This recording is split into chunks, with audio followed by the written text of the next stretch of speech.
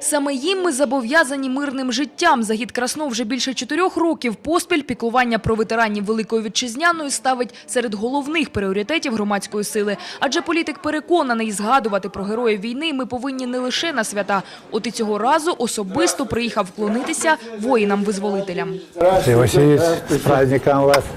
Спасибо. Спасибо. Олексій Васильович Колесніков – герой Радянського Союзу, геніальний льотчик, який за роки війни здійснив 327 польотів.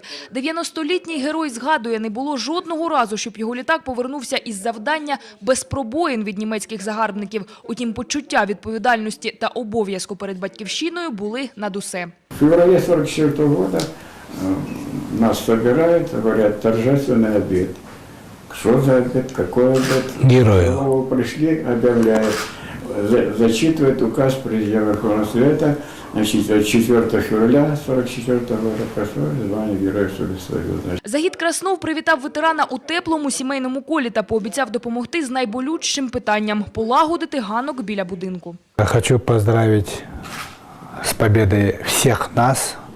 Победу нам добыли вы. Но это наша общая победа, это наша, к сожалению, у нас не так много ярких страниц нашей истории. Это одна из самых ярких страниц.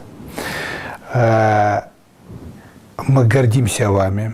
Чтобы то внимание, которое сегодня вам оказывают, праздник, чтобы это внимание было каждодневным, со стороны руководства города или страны, со стороны вообще жителей нашего города. Спасибо вам за то, что вы о нас помните, думаете, помогаете.